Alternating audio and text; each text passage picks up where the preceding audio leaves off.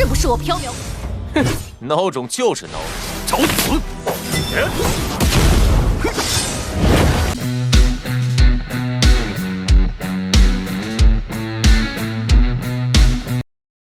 Halo guys, halo semuanya, selamat datang kembali di channel Alu Cerita Film.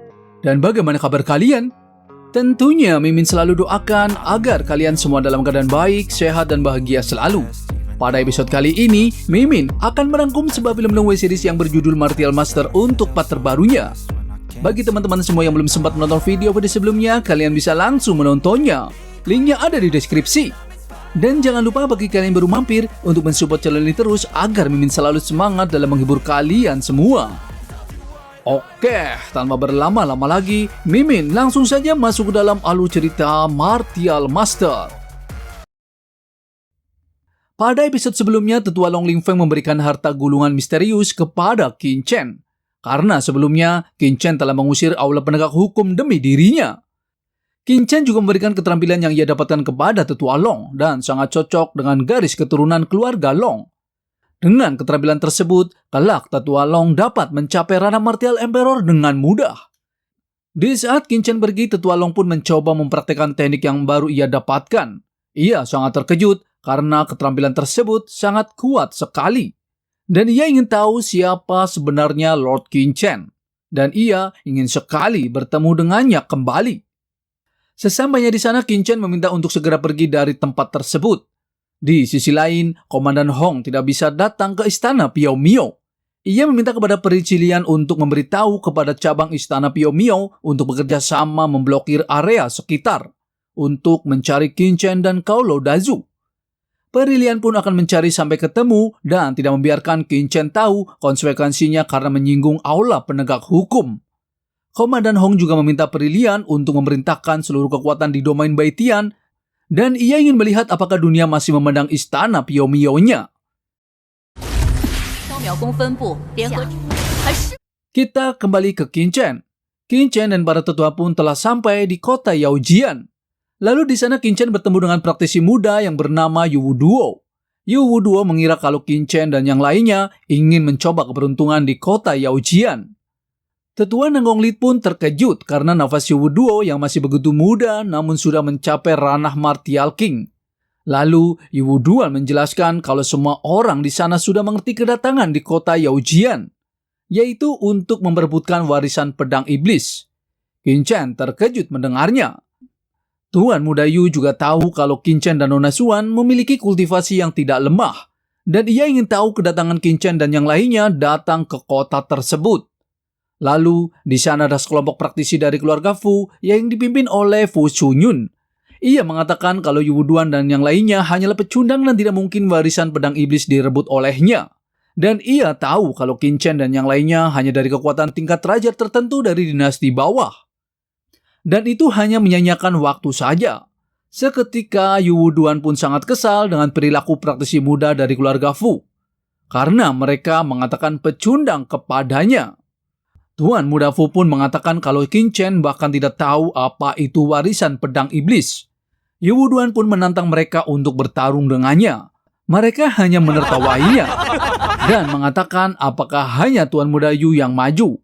Yu Wuduan pun berkata kalau Qin Chen dan yang lainnya tidak ada hubungannya dengannya. Di sana Tuan Muda Fu pun menggoda Nona Xuan dan meminta berkenalan dengannya. Qin Chen. Di saat bersamaan ada seseorang yang mengatakan kepada semuanya kalau aula penegak hukum telah memblokir kekuatan besar karena mengejar buronan. Ia meminta semuanya untuk jangan membuat masalah di sana.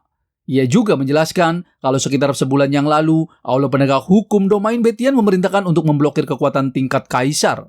Istana Piao Miao juga mengontrol dengan ketat orang-orang untuk menangkap buronan. Kalau tidak ada barisan sebanyak itu di kota Yaojian. Lalu, Tetua Zhuo membisikkan kepada Qin Chen kalau ia ingin pergi dari tempat tersebut.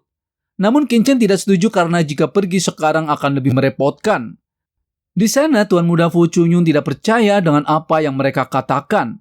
Karena ia tidak mendengar bahwa aula penegak hukum sedang menangkap buronan. Dan ia mengira kalau orang-orang tersebut bersama Qin Chen dan mencoba menakuti dirinya.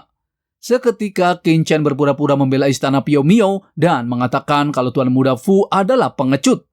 Tuan Muda Fu berkata, meskipun aula hukum ingin menangkap buronan, tapi semua itu tidak ada hubungan dengannya. Qin Chen pun sangat marah. Ia mengatakan Tuan Muda Fu tidak masalah menghina dirinya, tapi jangan menghina aula penegak hukum. Qin Chen pun langsung menyerang Tuan Muda Fu di sana. Tuan Muda Fu dengan sombongnya akan meladeni Qin Chen bertarung. Ia langsung menggunakan teknik pedangnya untuk memblokir serangan Qin Chen. Qin Chen pun sedikit terpental. Lalu Tuan Muda Fu mengatakan kalau ia menggunakan pedang air musim gugur, yaitu senjata kelas menengah tingkat 7. Ia juga mengatakan meski pedang tersebut bukanlah pusaka keluarga Fu-nya, tapi cukup untuk berurusan dengan Qin Chen. Orang-orang di sana pun tahu kalau Fu Chunyun adalah murid bangsawan dari keluarga Fu. Tapi mengapa Qin Chen berani menyinggung keluarga Fu-nya? Qin Chen pun mengatakan tidak peduli apa identitasnya ataupun latar belakangnya. Karena telah berani menghina aula penegak hukum, maka ia adalah musuh Qin Chen. Dan Qin Chen tidak pernah melepaskan masalah tersebut. Qin Chen pun langsung menyerang Tuan Muda Fu. Lalu apakah Qin Chen bisa mengalahkan Tuan Muda Fu di sana? Mimin akan bahas di episode mendatang. Terima kasih.